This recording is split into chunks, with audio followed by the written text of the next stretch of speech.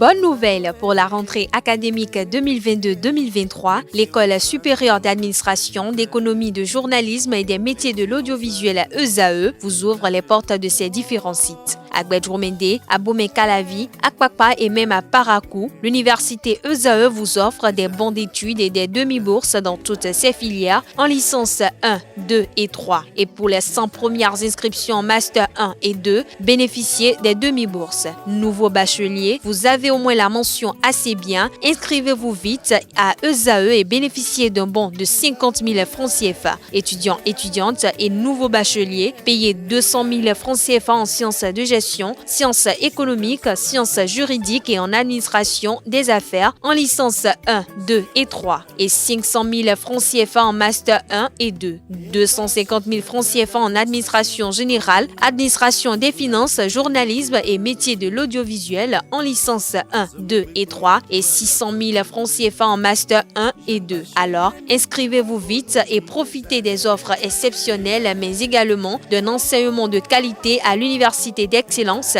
ESAE. Infoline 90 93 65 21 ou le 98 98 14 00. ESAE, l'excellence à un nom.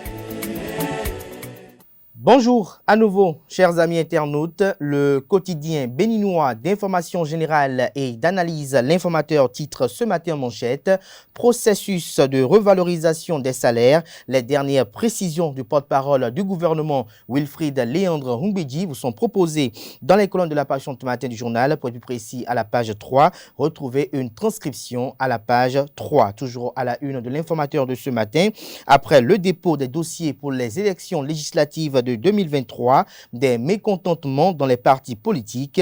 Joseph Djogbenou écrit et rassure les militants Union progressiste Le Renouveau. La jeunesse force courir pour un Bénin émergent FCBE reconnaissante à Paul Humpé. Les démocrates réclament encore des quitus fiscaux.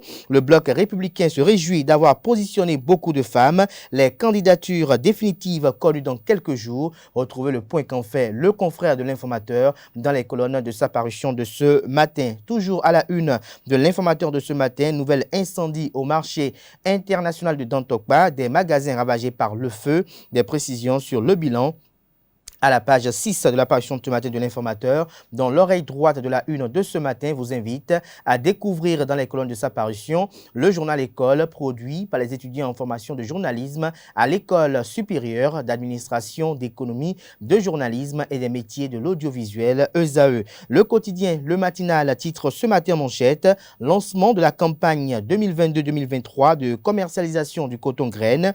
Les usines d'égrenage tournent déjà 300 francs CFA par kilogramme, un prix d'achat inédit du coton selon le confrère. Retrouvez son argumentaire qui soutient ce titre à la page 15 de sa parution de ce matin. Toujours à la une de le matinal de ce matin, conseil municipal de la ville d'Abomey-Calavi, Patrice Komlan Oussouguédé démissionne. Retrouvez des détails sur la dite démission à la page 4. Toujours à la une de le matinal de ce matin, élection législative du 8 janvier 2023, l'intégralité des listes du bloc républicain et du parti politique Force Courir pour un Bénin émergent FCBE aux pages 7, 8, 9, 10, 11 et 12 de la parution du matin du journal qui communique à l'oreille droite de sa une de ce matin, épargne via le compte Momo pour réaliser des projets. MTN et UBA lancent Momo Saya. Nous passons à présent au journal Matin Libre qui poursuit dans la même veine avec cette communication. En partenariat avec UBA, MTN lance Momo Saya. Toujours à la une de Matin Libre de ce matin, législative risque d'exclusion pour défaut de 12 quitus fiscaux. Les démocrates prennent le peuple à témoin. L'implication du chef de l'État et de la société civile demandée. Toujours à la une de Matin Libre de ce matin, législative de 2023, liste électorale informatisée provisoire. Nous n'avons pas pu faire l'audit. Les troublantes révélations de Jean-Baptiste Elias sont à retrouver dans les colonnes de la parution du matin de Matin Libre. Le Matin titre ce matin en manchette, législative de 2023, plusieurs ministres des partis Bloc républicain et Union progressiste Le Renouveau alignés. Liste complète des candidats FCBE et et BR à retrouver dans les colonnes de la livraison de ce matin. Toujours à la une de Le Matin de ce matin, législative de janvier 2023, 12 quitus fiscaux en manque dans les dossiers du parti politique Les Démocrates. Le Béninois libéré communique ce matin en deuxième de titre à la une, affaire Corneille Atindeou, la preuve que Atindeou peut continuer de jure de sa nationalité béninoise et à retrouver à la page 3. Toujours à la une du journal Le Béninois libéré de ce matin. Sénat, législative du 8 janvier 2023, les dossiers du bloc républicain jugés propres et sans faute. Nord-Sud quotidien ce matin à la une, restriction du droit de grève. Les travailleurs protestent vendredi prochain. Nord-Bénin à la une ce matin, formation en journalisme et usage du numérique. Dr Wenceslas Maoussi outille la presse universitaire de Parakou. La priorité ce matin à la une, positionnement des candidats aux élections législatives de 2023 vers l'implosion des formations politiques. Maître Adrien Humbedji en sapeur-pompier à l'Union progressiste, le renouveau. Le journal Le Grand Regard titre ce matin en manchette, positionnement dans la 8e circonscription électorale. Abdoulaye Biotchane opte pour la transition en douceur. Gantek Bata, Guerguiz, Faridat Assouman mise à l'épreuve. Des détails sur le titre du journal à retrouver à la page 6. Toujours à la une du journal Le Grand Regard de ce matin. Législative de 2023, Claudine Prudencio et ses bataillons y vont en conquérant. Le journal Gaskiani Info, législative de 2023, le quitus fiscal détrône l'argent. Toujours la une du journal Gaskiani Info de ce matin, racisme, les leçons de l'Europe sont à retrouver à la page 2. Le potentiel en manchette ce matin, conseil municipal de la ville d'Abomey-Calavi, l'ancien maire Patrice Komlan Ousouguedet dépose sa démission. Retrouvez la dite lettre de démission et les raisons à la page 3 de l'apparition ce matin du journal qui communique tout comme le confrère de Le Béninois libéré ce matin en deuxième de titre.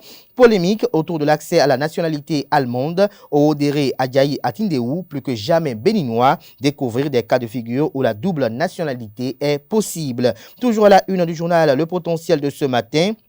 Soutenance de thèse à l'université d'Abomey-Calavi, Françoise Insou décroche son doctorat en sociologie de développement. Zoom sur le parcours académique et professionnel de l'impétrant. Le journal d'Abaro ce matin à la une, après le dépôt des dossiers de candidature à la commission électorale nationale autonome Sénat, Richard Boni Ouourou félicite les dignitaires du parti politique Les Démocrates. Le télégramme en manchette, législative du 8 janvier 2023, 9 ministres du président Patrice Talon positionné par le bloc républicain BR et l'Union progressiste l'UP Le Renouveau. Interdiction aux ministres candidats d'utiliser les moyens de l'État. Le canal nous présente les ministres en question. Vous avez entre autres le ministre d'État Abdoulaye Biotchane. Vous avez également le ministre en charge de l'enseignement maternel et primaire, Saliman Karimou. Vous avez le ministre de la décentralisation de la gouvernance locale, Raphaël Akoteyon. Vous avez également le ministre Oswald Omeki. Vous avez le ministre Jean-Michel Abimbola. Vous avez le ministre Hervé Khekhoumé. Vous avez la ministre de l'économie numérique, Adam Soulé Zoumaro. Pour ne citer que cela, vous détaillez sur les deux autres qui restent à la page 9 de la page du journal qui communique également à la une ce matin. Positionné, troisième titulaire sur la liste FCBE dans la première circonscription électorale, Hamza Soumana appelle à une mobilisation massive pour une victoire écrasante. Les 4 vérités ce matin en manchette, législative de 2023 dans la 12e, la 13e et la 8e circonscription électorale, David Bangba, Malik Sebou Gominan et Sam Seydou Adambi, tête de liste du parti politique Bloc républicain. Toujours à la une du journal, les 4 vérités de ce matin. Vendredi de l'Académie de la Commission Climat et Environnement de l'Ansalbe, la question des polluants environnementaux en lien avec la santé humaine au cœur des échanges. Dynamisme Info ce matin à la une, en tête de liste pour presque tous les chefs de partis politiques.